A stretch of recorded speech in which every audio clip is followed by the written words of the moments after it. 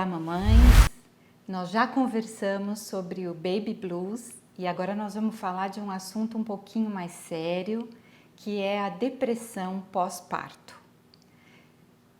Relembrando um pouquinho, né, o Baby Blues, ele trata daquela tristeza, daquela melancolia que a mamãe tem e que vai da primeira semana até 15 dias, pode durar até 15 dias, e que é uma questão fisiológica, ou seja, não precisa ter nenhuma intervenção para que ela passe, porque vai passar normalmente.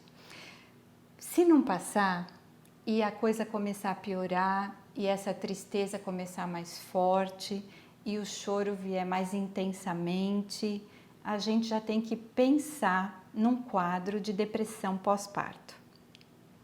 A depressão pós-parto, ela tem uma diferença em relação ao blues, e eu acho que é importante salientar isso até para a mamãe e para a família poder ajudar na identificação, é que a depressão pós-parto, ela vem com uma questão muito importante e muito forte, que ela tira a vitalidade dessa mãe.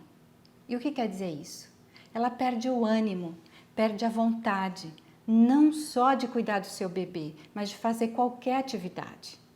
E ela vem também acompanhada de sensações muito fortes, inclusive de ideações suicidas.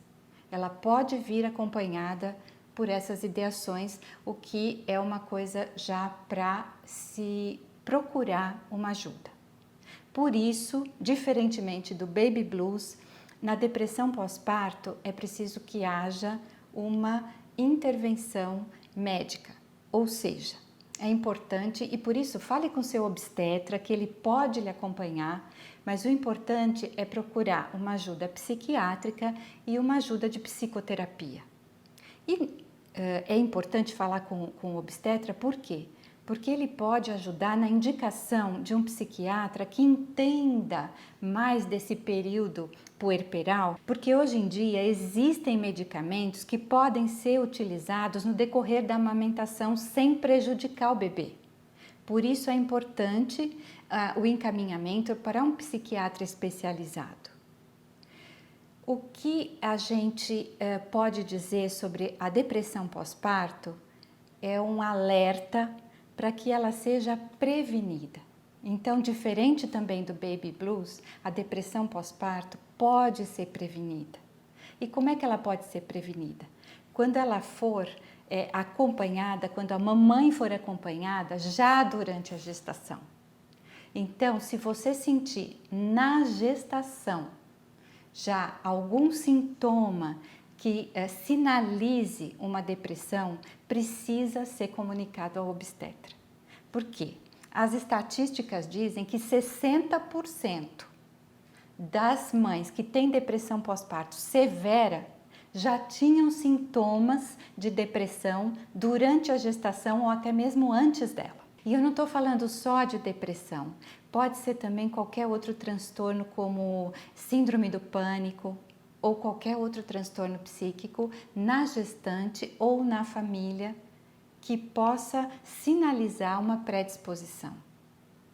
Outro fator que a gente percebe e as pesquisas indicam como importante e que podem sinalizar uma depressão pós-parto é se a gestante romantizou demais essa fase e quando ela se vê frente a frente com o seu bebê real e não com aquele bebê idealizado, com a maternidade real e não com a maternidade idealizada, com a amamentação real, com os problemas que ocorrem nessa fase, com a intensidade e o turbilhão de emoções, ela se frustra. Tudo isso somado pode levar a um quadro de depressão pós-parto. Não estou dizendo que isso vai acontecer, mas pode acontecer. Se todo esse quadro estiver presente, é bom que se fique alerta para prevenir, porque prevenir é sempre a melhor opção quando a gente fala de depressão pós-parto. Outras dicas de prevenção para a mamãe são muito simples e não diferem muito da depressão que não é decorrente do parto. Quais são? Exercício físico, cuidar da alimentação. E aquelas que são específicas desse período são: tenha uma rede de apoio, peça ajuda, família, amigos, procure colocar como você está se sentindo. Isso não é vergonha, isso não é medo. Como a gente falou, isso ocorre em 60% a 80% das mulheres. E a depressão pós-parto tem ocorrido em 10% a 15% das mulheres, das mamães. E isso é um número muito considerável. Imagine como esse número é grande. Então, peça ajuda. Peça para a família, peça para as avós, para as amigas. Fale como você está se sentindo, fale com seu obstetra, até com o pediatra do seu filho. Porque todos eles vão poder te ajudar nesse momento. E agora eu queria ter uma fala exclusiva para os papais. Papais ou quem exerce a função paterna. Esse é um momento em que a mãe vai precisar muito do seu apoio incondicional e da sua aceitação. Então, se ela estiver chorando, tudo bem, e diga para ela que está tudo bem. Diga para ela que você está aí para ela, que você vai dar o apoio e que ela pode sim desabar um pouquinho, porque ela não tem que ser forte o tempo todo. E que você está aí para dar esse apoio, que você está aí para ajudá-la, que você está aí para proteger essa díade mãe e bebê que é tão forte e é tão importante que se estabeleça esse vínculo. Então, pai, essa é a sua função nesse momento, mas a gente vai falar disso num outro vídeo. E para a família, um recadinho especial também, porque a gente sabe que a família quer ajudar, que a família quer estar presente, que a família quer participar, mas será que qualquer coisa que a família fizer naquele momento ajuda? O apoio da família nesse momento é para a mamãe e não para o bebê. É a mamãe que está precisando desse apoio. É a mamãe que está invisível nesse momento, porque todos os olhares são para o bebê. E esse apoio, como é que tem que ser? Ele tem que ser dado respeitando as decisões dessa mãe, que ela está descobrindo a forma de exercer a maternagem dela. Como é que ela quer maternar? É um direito que ela tem. Então, respeitando as decisões dela. Quer dar um palpite, vovó? Quer dar um conselho? Dá se a mamãe pedir. Mas se ela não pedir, melhor deixar que ela faça do jeito dela, porque ela tem esse direito. Ela tem o direito de acertar, de errar, até descobrir qual é o jeito que ela quer maternar.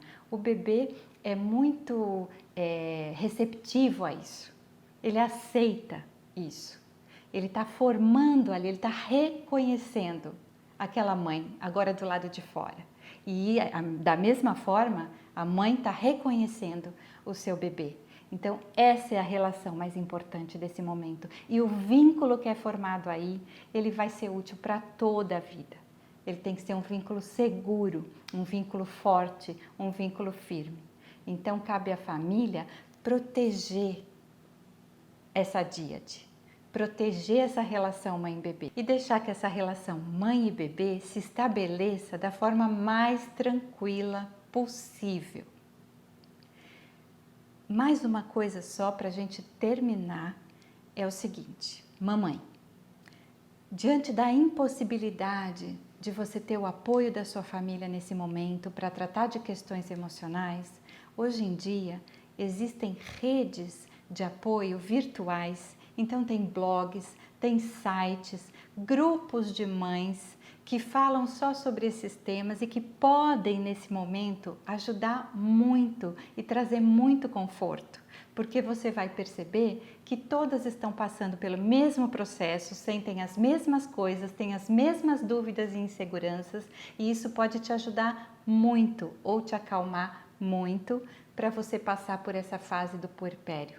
E para a gente terminar, eu queria só lembrar, porque eu já disse para vocês, mas reforçar, que toda paleta de emoções cabe no puerpério. Então, mamãe, aproveita esta fase, mergulha nela emocionalmente, se permita vivê-la com intensidade, porque você vai sair dela fortalecida.